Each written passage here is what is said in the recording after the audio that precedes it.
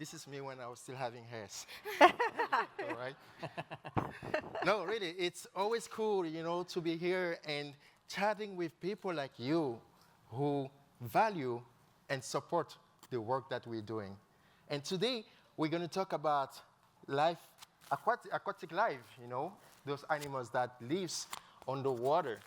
And I'm going to talk to you today about a species that I like so much, manatees. Who amongst you have heard about the manatees before? Whoa, wonderful. Who have heard about the African manatee before? Oh, so it's going down. How many of you have seen the African manatee in the wild? Oh, one person. Wow, can we give a round of applause for Paul? So I feel like I have to invite you in Cameroon so that you can see the African manatee. But I'm going to help you and tell you what is an African manatee. Yeah, you probably heard about the Florida manatee. The African manatee looks pretty much like the Florida manatee with some differences on the size. African manatee tend to be a little bit slender, because they go to the gym all the time. They're healthier, right? And also, the mouth orientation is more forward for the African manatee because they are adapted for feeding on the vegetation above the surface. Like look at this is a manatee, so he has to feed like this. Whereas the Florida manatee, they eat mostly seagrasses at the bottom, so their mouth has to be oriented more towards the floor. And also, the African manatee, they are mostly in central and west coast of Africa, the green area that you see. And you have other manatees, the West Indian manatee, in which you have the subspecies of, which is the Florida manatee in orange. And in yellow, you have the Amazonian manatee. And what is cool about the African manatee is that they can live in both water, fresh water, and marine water. Whereas the West India, the Florida manatee, they live mostly in marine water. African manatees are very difficult to spot. They are very shy. They live in a water that is always murky. I remember the first time when I was going to study the African manatee, when I got to the field, I spent almost 2 good months looking for manatee without seeing any. And it's a fisherman who guided me to see my first manatee. And it looked like this. Believe me, it's a manatee. It's a real manatee. Yeah, and we could only see them as they surface. And what I like about these animals is that they are very gentle. They look so cool. And I believe that if everybody on this planet could behave like a manatee, this world will become a paradise.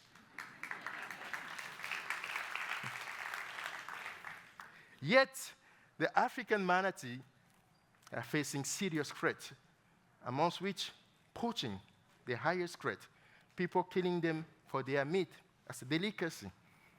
And also, they're catching accidentally in fishing nets by fishermen, and there's habitat destruction. I remember when I started studying the African manatee in Lake Osa in Cameroon, it was common to see manatee meat being sold in a restaurant. People were killing manatee. And that really touched me, and it inspired me to found the organization, African Marine Conservation Organization, to address this threat.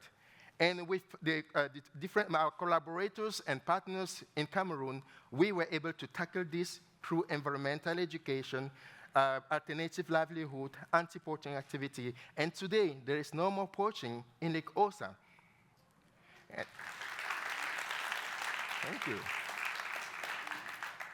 Yeah, we thought that it was over, but yet another threat came in. The proliferation of an invasive plant species called Salvinia molesta, an aquatic fern that started spreading in Lake Osa around 2019 and reached almost more than the surface of the lake in 2021, and impacting local community like fishermen who could not fish anymore, and even impacting manatees because manatee could not surface to breed. So we were not even able to see any single manatee during that moment. They moved out.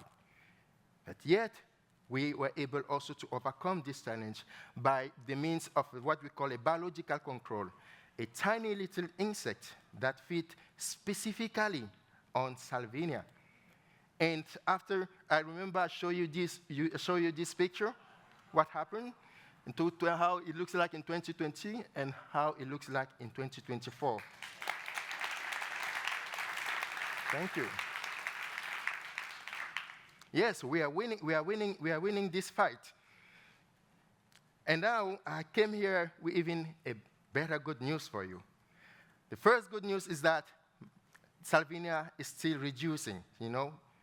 And the second good news is that fishermen are now fishing almost the same amount of fish that they used to fish before Salvinia started spreading. The third good news, this is amazing. We are seeing even more manatee now than even before Salvinia started spreading.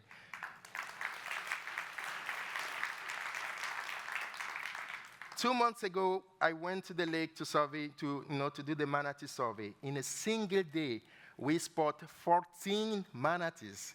This has never happened before. The highest that we spotted in a single day was 8 manatee. And it looks like the manatees are coming from the different other habitats to come into Lake Osa. And this is an issue of what conservation success can bring. It comes with another problem, where the Lake Osa might reach its carrying capacity because all the manatee are feeling safe in Lake Osa and they're coming in. So maybe at some point we need to impose a visa requirement for manatee to come in Lake Osa, right? Because there's not enough resources for all of them. Yeah. So there's one question that is puzzling us. Where did the manatee go when Salvinia was there? Where are they even coming from now? And the answer to this question is very important because it will help us to determine where are the other areas of priority. Because while we are protecting manatee in Lake Osa, when they move to a different location, they are probably being poached there. And we need to know this area so we can also, establish conservation action there to protect the population. But we are not being able to answer this question because of challenges, that we face. As a country, a low-income country, access to technology that allows to study this animal is very difficult. Cameroon doesn't manufacture those equipment. So each time we need an equipment to study the African manatee, we need to come to the US to purchase them. But it comes also with a higher cost, the cost for shipping and the custom fee.